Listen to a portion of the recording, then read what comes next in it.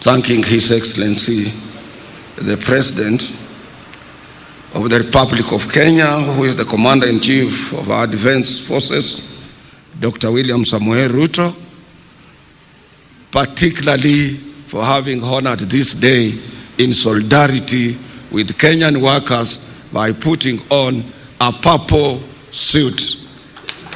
We cannot take this for granted.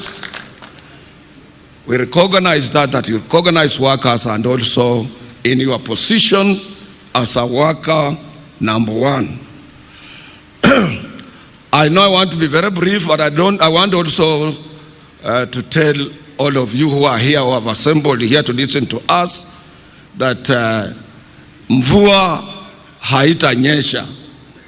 Kwa ajili kule nakotoka wana uwezo wa kusimamisha mvua tukiwa na sherehe kama ya leo.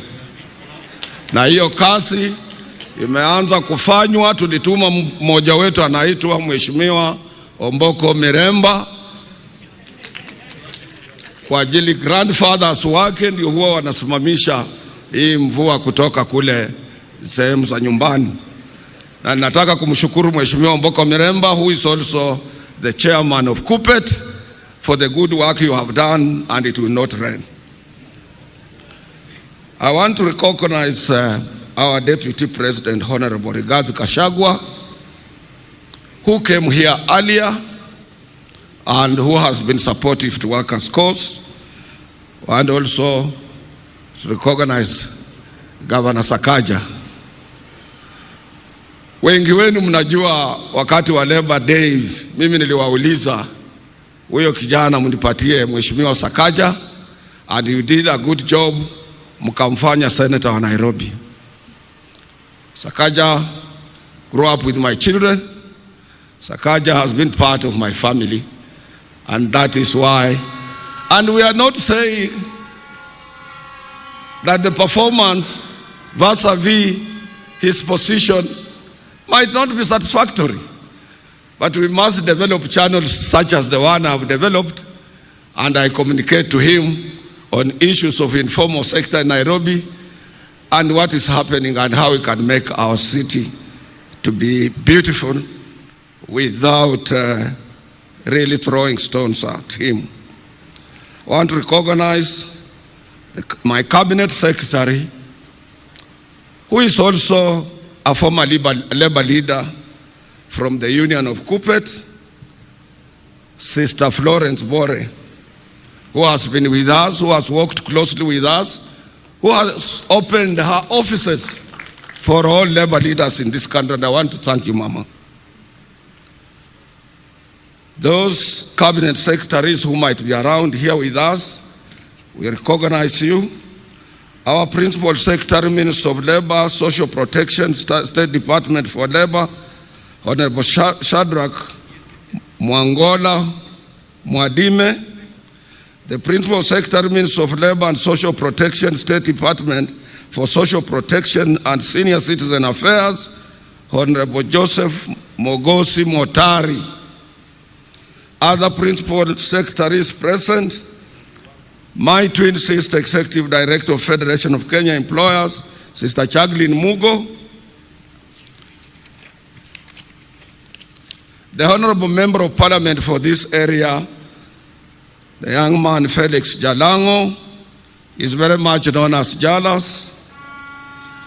Honorable Pasaris, our women rep in this city, ambassadors and high commissioners, managing trustee of our National Social Security Fund, Brother David Koros, the Chief Executive Officer, National Hospital Insurance Fund, Brother Elijah Washira, and the Acting Director General, National Industrial Training Authority, Sister Teresa Wasike, my colleague of our sister union, Trade Union Congress, Charles Mkhwaya, and other public service unions which are around, including the universities. I was impressed to see your floats, and other dignitaries that are present, brothers and sisters. I want to be very much brief. because our guest of honor is a person of several engagements in a day, and we cannot afford to keep him here for a longer time. Na nataka munisikize kidogo, sijui kama nasikia hii, nasema nasitaka asikie. Kabla sijamuomba, nataka kwanza ni recognize yale mazuri ametufanyia, ndio roho yake irudi chini sana, aelewe sisi kama wafanyikazi tuko wapi. First and foremost, Your Excellency, I want to take this opportunity to thank you for honoring our invitation to be our chief guest today on this our 59th Labor Day celebrations under the theme of the work you are doing, that Kenyan workers stand for advanced information technology training to drive our digital economy. Your Excellency, that's where the world is going. The world is going digital, and that is why our executive board decided that theme. Let me also thank you, Your Excellency, for assembling, that was a day before yesterday, assembling over 21 heads of government, including 14 presidents, during the International Development Association Summit in Nairobi. Your Excellency, I want to remind you, since I've been around for some times, that the only president who used to assemble a such magnitude number of heads of states, particularly from Africa and abroad, was the founding father of this nation, Mzee Jomo Kenyatta. And he went further to invite the different heads of the international institutions, including World Bank. As workers, we don't take it for granted. We want to echo your efforts, because you are selling this country. You are coming out in a clear way to indicate to the whole world that we are able, we can host, and we can also engage those who are coming here, and also plant a sense of direction into the leadership of this continent. Once again, Your Excellency, I want to echo your continued support to workers' invite. Since you took over as our head of state, one, you gave all of us a hearing. That was the trade union delegation, which was at State House with you on 14th of February last year, followed by presiding over our last year's Labor Day. We want to thank you, Your Excellency. We can't take it for granted. And after that, honoring the invite of the International Labour Organization Director General, Gilbert Humbo, for taking your own time to go to Switzerland, Geneva, to address more than 5,000 tripartite delegates in that conference. That shows how much you respect and you honor working men and women across the globe. And that, to us, was a plus, because since independence, no any head of state of our republic, Kenya, has had an opportunity to address the International Labour Conference. Your Excellency, you also didn't stop there. Last year on 28th of November, you officiated and you presided over the opening of the International Trade Union Confederation at Safari Park, African region, which attracted all trade unions from all over the world. And in that conference, Your Excellency, you remember I whispered to you that here we have almost 1,000 delegates. And how will we be able, as a single center, trade union center, to manage settling even the bills of our hotels? And I reminded you, I told you in other countries where we have been, government have handicap come in to make sure that they assist the labor movement in this area. Your Excellency, we want to thank you. You didn't hesitate. Within no matter of few days, you send us 10 million Kenya shillings to assist us in offsetting the bill at Safari Park Hotel. We want to thank you for that good work. Your Excellency, the other thing we remind people today, and I want my brothers and sisters to listen carefully, because some of our people cannot be able to differentiate a trade union with a SACCO or savings and cooperative societies that we have. Trade union is a pressure group, just like Sister Jacqueline has said, that employers organization, trade union, and government through the Ministry of Labor. These are the cardinal engine, particularly the center of economic growth in any given country. And it does not require hoppers, it does not require people to hawk in. It has enormous industrial relations machinery established for all of us to follow. When I hear some people coming out with some suggestions that are irrelevant, unacceptable, and not in tune with the dance that is on the platform currently. Your Excellency, we must always remember that Africa, Asia, and Latin America, we attained our independence through the struggle of the trade union movement, including this our country. In Kenya, we will always remember and forever celebrate our founding father of this nation, Mzee Jomo Kenyatta, who was part of the local government workers union, now the county government workers union. We must remember our several brothers from the Asian community. One of them was Makan Singh, who championed for registration of the trade union in this country and in East Africa. Followed by Cheke Kibachia, Agre Minya, Thomas Joseph Mboya, Fred Kubai, Vicky Wachira. Vicky Wachira was very militant, a young man in Nairobi. And Ratibu Hussein from Kibera, he was also a young man who fought closely with the labor movement for us to attain independence. We had Pio Gama Pinto, we had Ocholo Gaema Kanyengo, we had Martin Shikuku, Clement Lubembe, and Dennis Akuma, among others. These were all labor leaders before independence, including Fred Kubai. And across Africa, Your Excellency, trade unionists who spearheaded their countries to independence were John Tetiga of Ghana, Ahmed Tilil of Tunisia, Paul Humphrey Luanda of Uganda, Rashid Kawawa of Tanzania, Abdoulaye Diallo of Guinea-Conakry, Demba Diop of Mali, as well as Cyril Ramaphosa, the current president of South Africa. These are the gallants, fearless fighters, people who set us free from the labor movement. And we must remember them. We must have their history.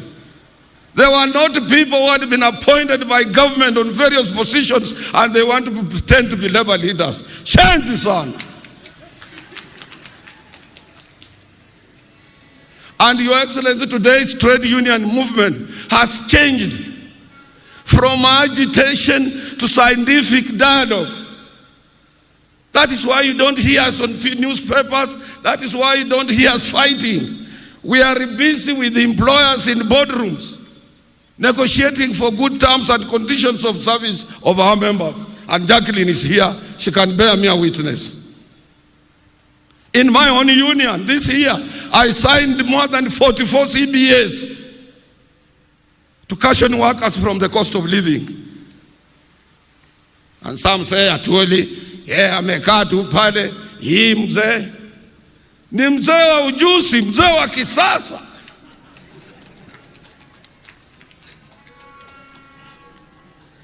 We have moved from issues of advocacy, agitation, and so on to impress upon dialogue between us and employers.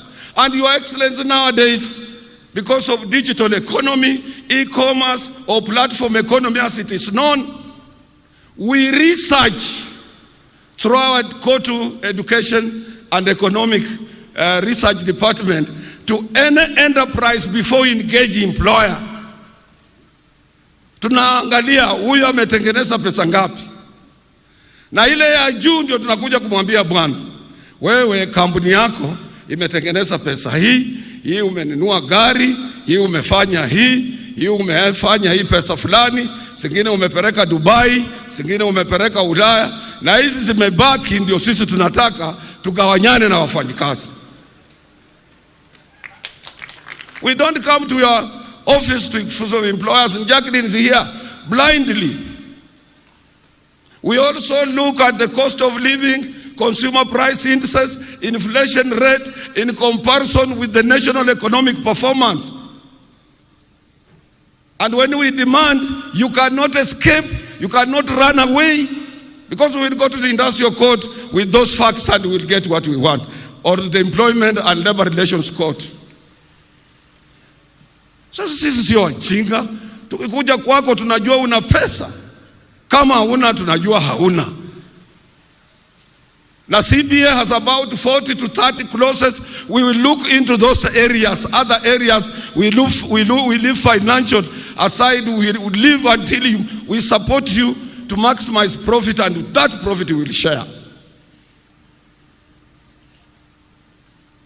Your Excellency, as I'm standing here, we have a slogan that an injury to one is an injury to all. Sister Jacqueline alishikia kidogo hali ya madaktari wetu, clinical officers. Saa ingine usiku hatulali, Your Excellency.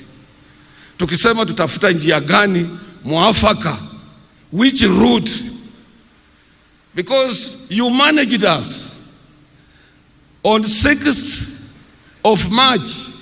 Wakati ulitangaza serikali haina pesa, you rendered Kotu impotent, you rendered FK impotent, you rendered your Minister of Labor impotent, you rendered that committee that you had set out where my deputy was impotent, because as a worker number one, when you take over dispute, we cannot contradict you. We can't. We have no leeway in any machinery to contradict the head of state. And we must look for channels. Pale unakaa, Your Excellency, sio rahisi kufika. Kule ndani wewe ulikuwa free. Zamani ulikuwa unakuja kwa nyumba yangu nyumbani, unajua familia yangu, ukitengeneza chama chako cha URP, ilikuwa mtu tu unaweza kutana na yeye kwa njia, unakula na yeye mahindi. Little did we know, even we people who are in Azimio, utatoka nyuma upite kwa sisi namna hivyo na uwe president. So that position kukufikia sio rahisi. But I know on each and every issue you have an answer. Hiyo tunakuachia, Your Excellency. Jacqueline Muga amesema tunakuachia. And I know you are able minister. We have been in touch all the time, even the Minister of Health. Hii mambo yote tunawachia wewe. We are all your children. We are all, and we respect you. And you move faster. So Your Excellency, with your own wisdom and advisors, you will have an answer for us, and may God bless you on that.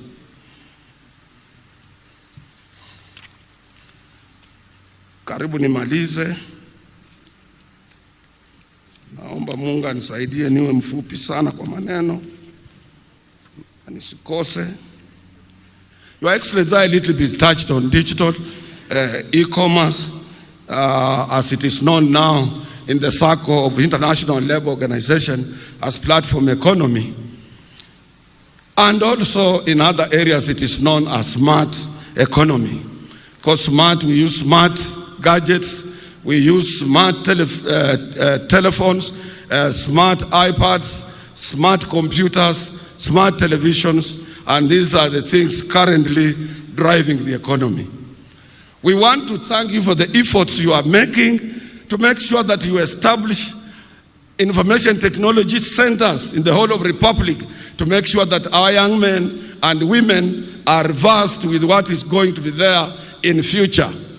That is where the world is going, where people will be able to earn from where they are living, from Karachuonyo, from Huisero, where I come from, and from other places, from Coast, from Kilifi, and from other places, simply because now you would have, this one opens the world and the young men to the world markets of business.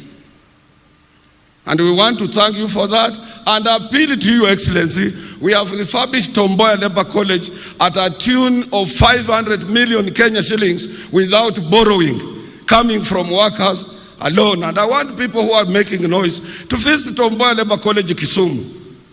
It's more than any known university in this country today. We are asking you kindly, Your Excellency, to support our efforts on that college and come and launch it as an IT center for our country, where we'll be able to train both workers, employers, and first-line managers from every farm that we deal with, and also from parastatals, and your government as well can use that institution.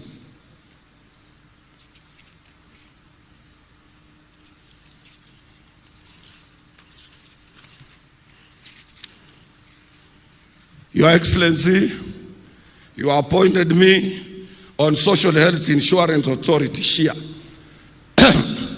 And we are migrating to this new authority from National Hospital Insurance Fund. We support you very much on this. And more so, the people you appointed on this SHIA board are capable people, people who are committed, Your Excellency, to help you, including the PS Health, including the current acting CEO, and more so, the chairman, Dr. Luenyi. But I want to appeal to you, Your Excellency. You need to come in and assist us to make sure that infrastructure is within the Ministry of Health, is dealt with quickly, so that we can be within framework of making sure that as we start registration, everything is in order and everything is going on as planned. But we will support you in this area. Some of us, where you are either, as I'm telling you, it has capable members of the board that I've never seen in another board. People who are concerned, Your Excellency, to support you. Only little bit extend your hand in support of what they are trying to come up with. On the issue of housing, you remember you did lectures about this when last year during Labor Day, and you convinced us as workers that we must support you.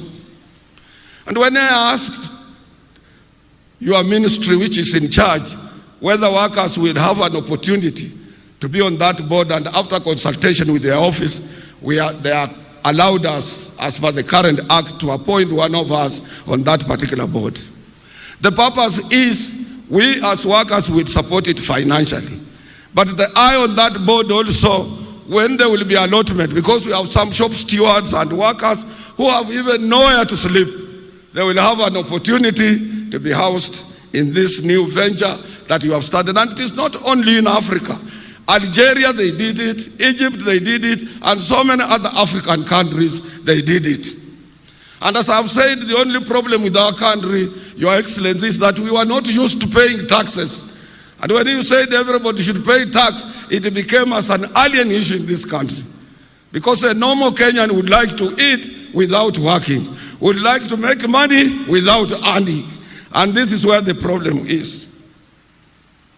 I want to end there, Your Excellency. I don't want to tire you. But the last area I want to ask you, because I said I will recognize all good things you have done for workers of this country, and you will continue doing these things. And next year we will be with you, and other years to come, and we will give you support as a pressure group. And when we are called to kiitwa, tutaitika sisi. Research yetu inatuambia, Your Excellency, but I don't know what is in your pocket. Kama unaweza kunja macho, because Jacqueline said, oh, General